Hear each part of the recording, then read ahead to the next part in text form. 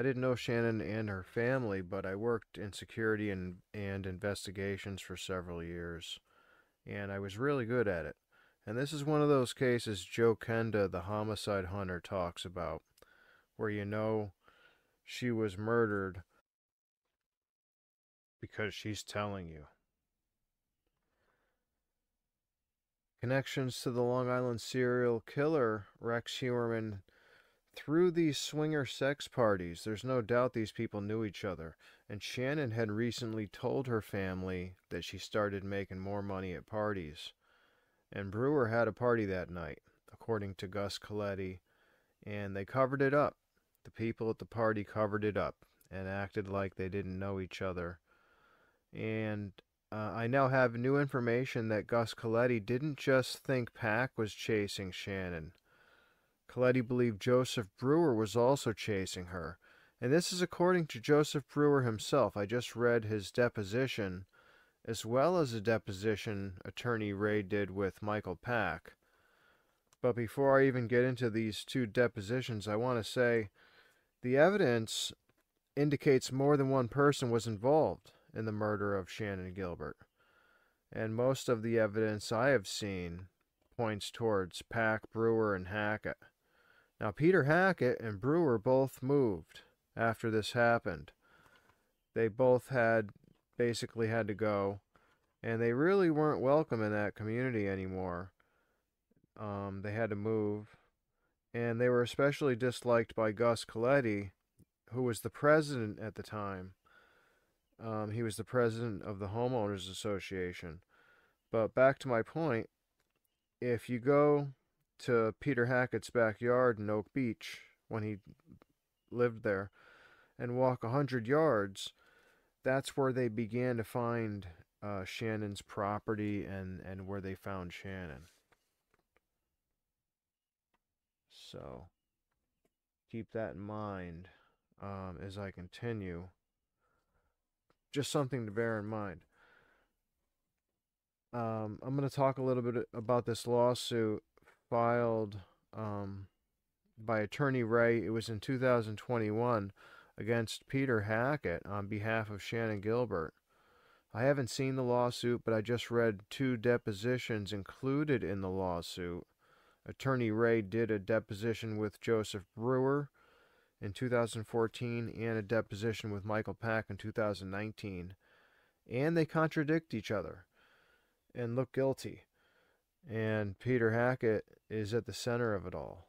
So I'll begin by talking about the deposition with Joseph Brewer.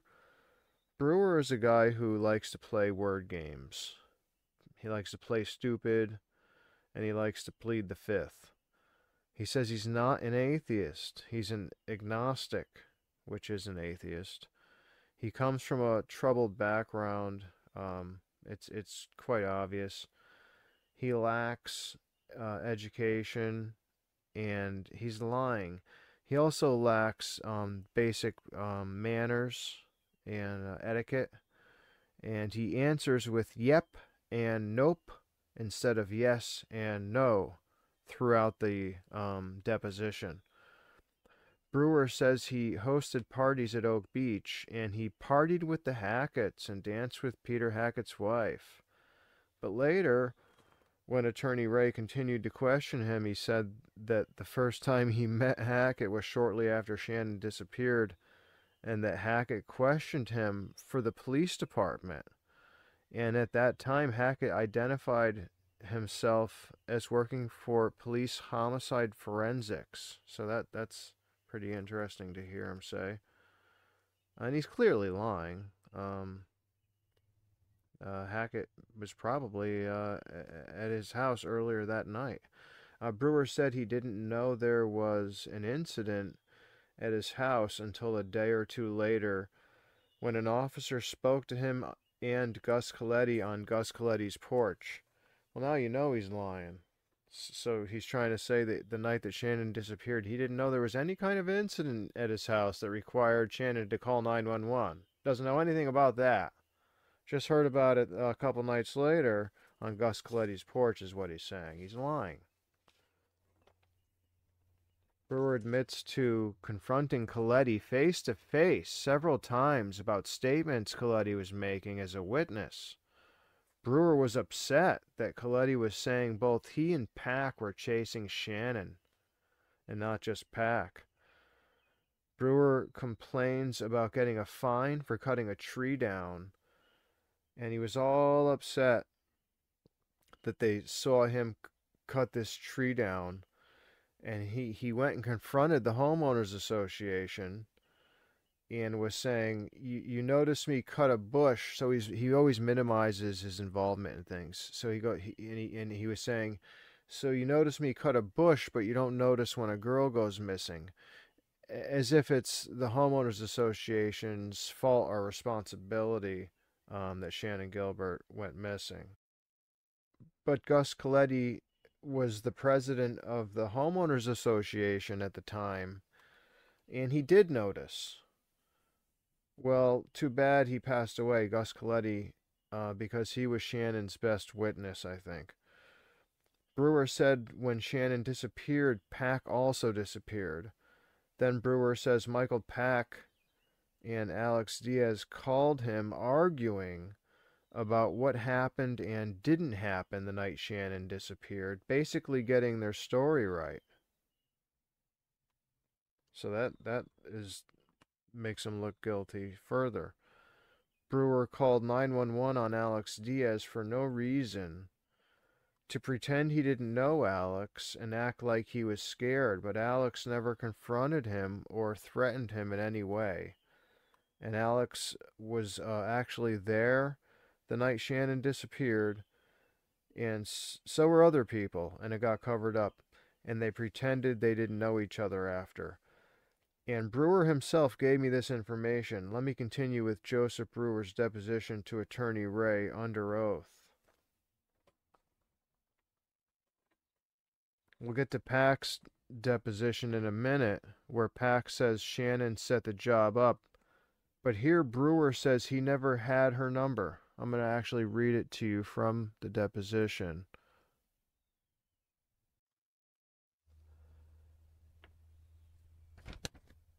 This is Joseph Brewer's deposition, page 114, line 19 through 115, line 5. Question. When you talked to Pak and Diaz in the conversation you mentioned where Diaz was listening, did the girl's phone number come up? Answer. No. Question. Did anybody ever discuss that? Answer. I don't think I ever had her phone number. Question. Did anybody ask you that? Do you have her phone number? Answer. I don't recall anybody asking me for that. I probably had Pak's phone number. I never had her phone number. Brewer says he hung out with Pak and Diaz the night Shannan disappeared. I caught it. He slipped up and I caught it. I'm going to read it to you. This is the last thing I'm going to read actually from the deposition word for word, and I'm going to tell you where you can find it. It's on page 112, line 9 through 12. Question. Did you come to learn that Pak came with Diaz into the community to look for the girl? Answer. After that, I don't think I ever hung out with them together. I don't know. He slipped up and said hung out with them together. After that, he doesn't think he ever hung out with them together. And he said that in reference to Pak and Diaz the night Shannan disappeared. When asked if anyone was there other than Pak and Shannan, he pled the fifth. Brewer and Pak both show no care or concern for Shannan. Brewer and Diaz went to 2 police departments together pretending they didn't know each other to get their stories right, pretending they were concerned, and to file a missing person report. Brewer always refers to Shannan as her or the body to distance himself from the crime. But Brewer said Diaz was looking for Shannan and her property to collect rent money, so it wasn't out of care or concern. Alex and Pak were pimp partners, and Alex played the role of boyfriend and Pak played the role of driver. In his deposition, Brewer said 4 people came to his house looking for Shannan.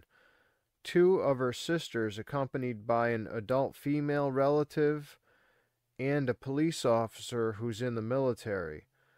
They told Brewer Peter Hackett called them, saying he treated Shannan with a sedative and released her from a home for troubled teens. Hackett didn't want to tell them he treated her illegally from his home. So they told Brewer when they went to Peter Hackett's house, he shut the door in their face and refused to speak to them. This is what Brewer says in his deposition. I believe that. I believe that probably happened. Brewer says the police took his phone and stuff, interrogated him, and gave him a lie detector test. A long time went by, and then one day a camera crew went out to his house, and after Brewer agreed to do an interview, police showed up and took a DNA swab from him. Now Brewer says 48 Hours offered him $10,000 to do an interview on TV, and he turned it down. But if they solve the case, then he says he'll do as many interviews as people want. This is further behavior that makes him look scared and guilty, because previously he was willing to do an interview, which actually ended up resulting in him getting a DNA swab. Yeah, they need to keep looking further and digging further into him. So, Brewer did refuse to answer questions related to Shannan, and I said I wasn't going to read any more from the deposition, but I am going to read this. There may be more, but not much. So I'm going to read. This is on page 141 of the deposition, line 3. I just got to go down there real quick. 141, line 3. And question, how did you first come to have knowledge of Shannan Gilbert? Answer, under the advice of my attorney, I plead the Fifth Amendment.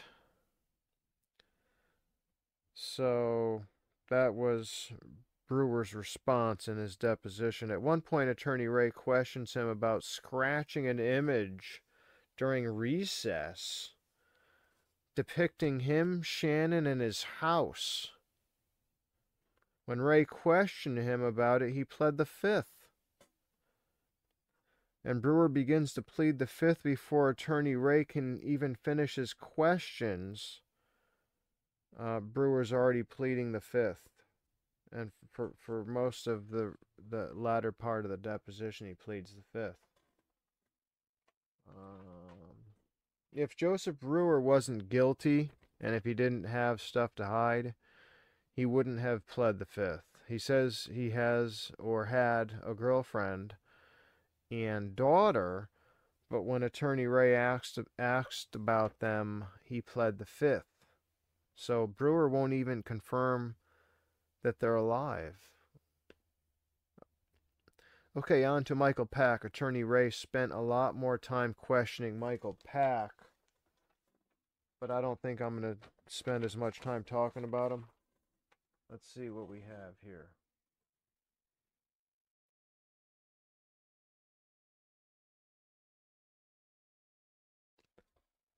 Pak lied about when and where he met Shannan in his deposition. He testified that he only worked for the Prestige Escort Agency for 3 days, and during those 3 days, The agency sent him to pick up Shannan, and that's how Pak says he met her. But then Attorney Ray confronted Pak about information he got from Alex Diaz, where Diaz told Ray Michael Pak met Shannan prior to that at two other places. At least two other places. Then Pak continues to contradict himself regarding it. This matter. Michael Pak also testified that he was convicted of a felony in 2003 for illegally transporting an Asian male and female to the United States. And there's an Asian male victim as well as, I believe, an Asian mother and child, all found along that area of Long Island along Ocean Parkway. And I just want to say that Pak, these Asians, they're Chinese. He's not Chinese, he's Korean. And he's trafficking Chinese people. So if you're Chinese, that should piss you off. Pisses me off. Pak testified to Ray that the police interrogated him for 8 hours that included 2 lie detector tests, which Pak fell asleep during, causing them to be inaccurate. When Ray asked him why he kept falling asleep during the lie detector tests, Pak alluded to doing so to beat the test or cause it to be inaccurate. Although Pak was pretending that he was doing the opposite, pretending to make it accurate. Right. Almost all the questions Attorney Ray asks, Pak replies with an answer. Then Attorney Ray asks the same question again in a slightly different way, and Michael Pak gives a different answer the second time that contradicts his first answer. And he does this throughout his deposition. He contradicts himself. Then to clean it up, he says he isn't sure, and he says that he's guessing. Constantly says he's guessing.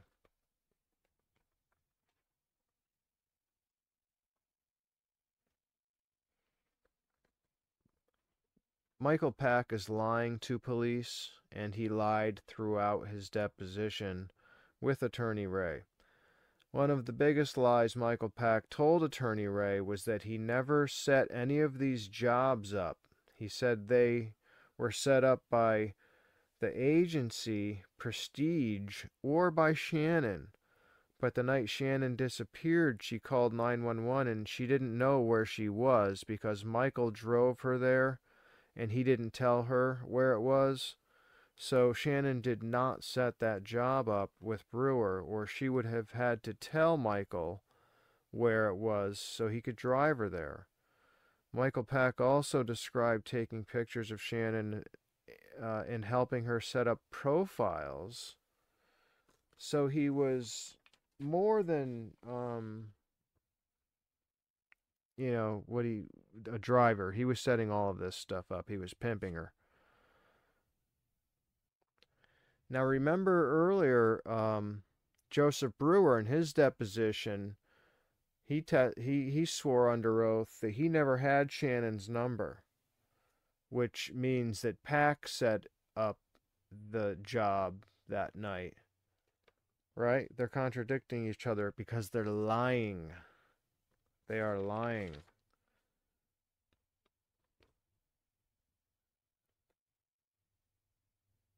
And in the deposition, Pak keeps talking about Shannan doing drugs and acting irrational. He repeatedly keeps talking about that. But once again, when Attorney Ray questions him more directly about these so-called drugs and irrational behavior, Pak contradicts himself. So when Ray asks him if he ever saw Shannan do drugs, for example, he says no. And when Attorney Ray asks him if he ever saw Shannan with drugs, ever, he says no. So the drugs and the irrational behavior were just more things Pak was lying about. Michael Pak set up the meeting at Brewer's, and I was talking about that before, and it wasn't Shannan.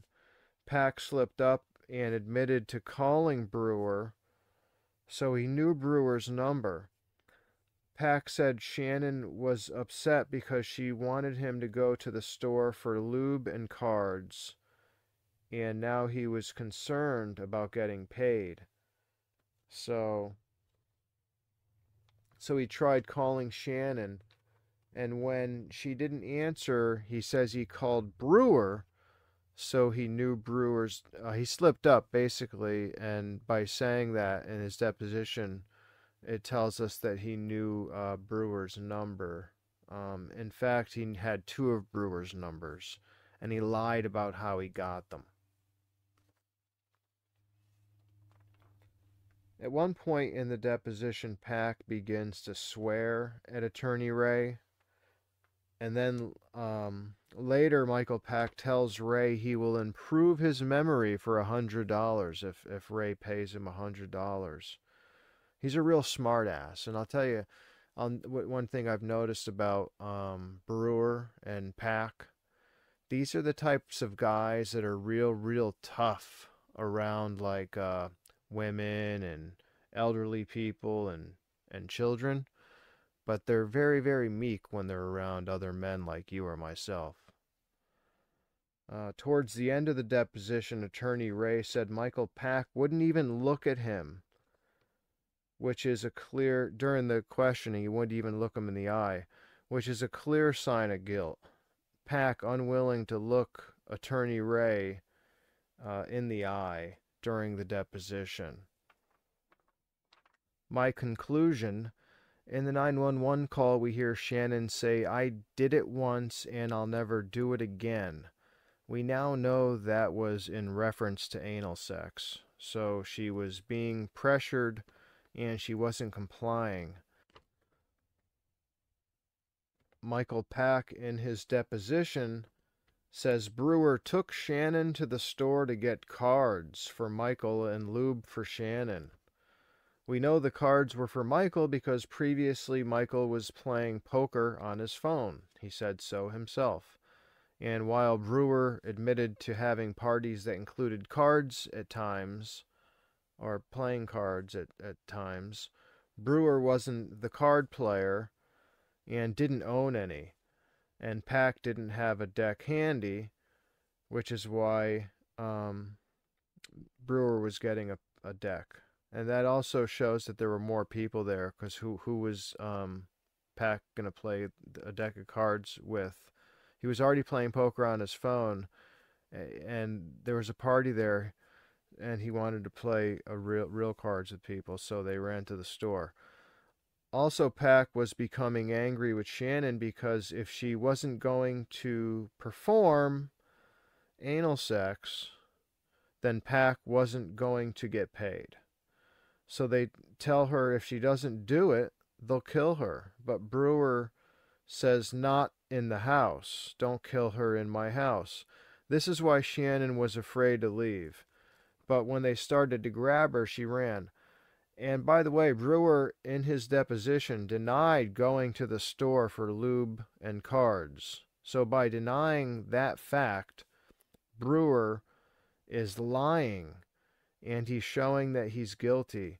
Brewer might have even given Pak the money that he was originally going to spend on Shannan's services. He might have given to Pak for Pak to either hurt her or kill her. He may have been that angry, and he seems like that type that would do that. But either way, they both had motive.